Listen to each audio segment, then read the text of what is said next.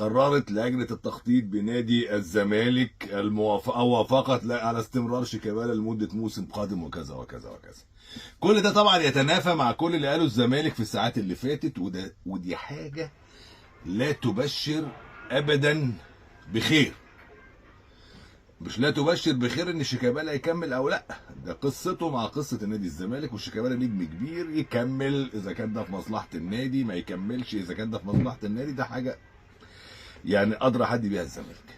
لكن لا تبشر بالخير، لان اللي اعلن ان اي شيء حتى الحديث عن شؤون الفريق والتصريح ما تاخدش الا من طرفين. ده بيان الزمالك اللي قال، يا من المتحدث الرسمي يا من المدير الرياضي اللي هو احمد سالم المتحدث. وكانه بقى في ازمه كبيره جدا فحلتها لجنه التخطيط، فحلتها. ازمه ايه اللي تخلي الزمالك يقرر ان شيكابالا يكمل او ما يكملش؟ ايه الازمه في كده الا صالح النادي؟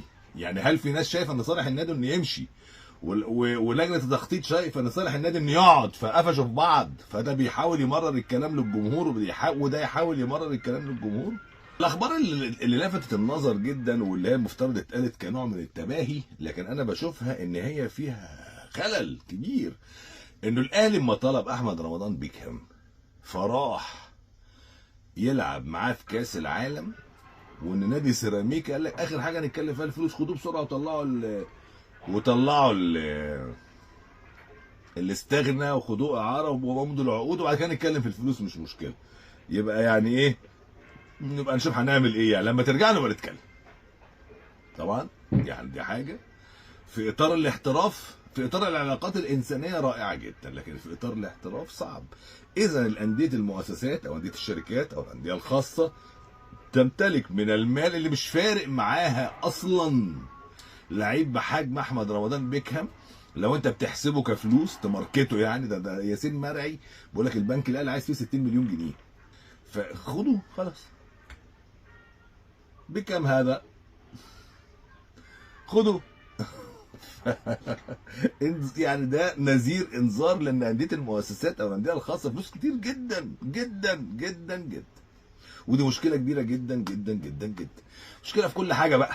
يعني هو يقدر يروح يجيب اي نادي خاص، يقول شو على سنه اي نادي يروح يجيب لعيب بقى ب 100 مليون ويجيب لعيب ب 200 مليون ويجيب لعيبه ما اعرفش بكام، مش هيفرق معاه الفلوس ان كان 60 70 مليون، مش فارق معاه. فانت خد بالك ده انذار ان في المستقبل لو ما بتطبقش بقى اصول اللوائح، وانا بقول الكلام ده لاتحاد الكوره، هنشرب كتير، والانديه دي هتشرب من كعانها. الانديه الشعبيه دي خد بالك الكبيره دي اللي النهارده بتقول الخبر على سبيل التباهي، بكره هيبقى الخبر فيه مشاكل كبيره جدا. النادي الاهلي خد بالك في كلام كتير جدا اتقال، اشرف داري هيمشي، واسامه ابو علي هيمشي، قفشه هيمشي، حسين الشحات هيمشي، محمد هاني هيمشي، كل الكلام ده بص بقى، خالد فتاح، احمد رضا، كريستو، اسماء يعني يمكن تلتين الفرقه اللي راحت كاس العالم هتمشي خلاص، على اعتبار جايب رابع المجموعه بقى فكله يمشي. طبعا كلام عن رحيل الشناوي مش صحيح، كل الكلام بتاع اشرف داري مش صحيح، مكملين كلام قفشه والشحات ومحمد هاني، كل ده مش صحيح، كل دول مكملين عادي جدا. اليو ديانج مكمل عادي جدا ما عندوش اي مشاكل. عمر كمال عبد الواحد كمان بيميلوا على الابقاء عليه في الاهلي. احمد عبد القادر بيقول لك فيها لخ فيها، دي مبدا احمد عبد القادر، والله فيها لخ فيها. يعني ايه؟ يعني يا مكمل معاكو يمشي، حته الاعاره دي تاني واطلع سنه وامضي سنه واطلع، وفي لا لا لا لا لا الكلام ده مش هعمله مره تانيه. ده كلام احمد عبد القادر، وقام رايح عشان يسجل موقف متمرن في الملعب ومتصور بالصور ومنزل الصور على السوشيال ميديا، قال يعني بقى دايب دوب في الاهلي، وهو طبعا بيامن نفسه من الناحيه القانونيه وبيامن نفسه وبيثبت ان هو قاعد. اسد الحملاوي ده بيقول لك الاهلي قال له هديك فلوسك بالمرتب بالجنيه المصري، قال لهم ماشي. هديك مرتب بس ما اعرفش كام، قال لهم ماشي. كل حاجه قال لهم ماشي ماشي ماشي. فبيفكروا ان يجيبوه يبقى ثالث مع اسامه ابو علي ومع جراديشار، على اعتبار انه هيعامل معامله اللعيب ايه؟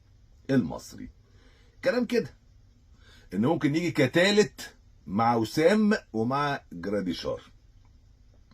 لكن انا عن نفسي لو جيت تقول لي يعني الموضوع ده شكله هيروح على ايه، وسام مش هيمشي باقل من 13 14 15 مليون دولار، لا يمكن. لا يمكن الاهلي هيقبل اقل من كده يا باشا، لا يمكن. خلاص قضي الامر. وبص، لو مشي وسام الموسم ده وحصل اي تراجع او اي تراجع فني، الناس بص هتاكل اداره النادي الاهلي.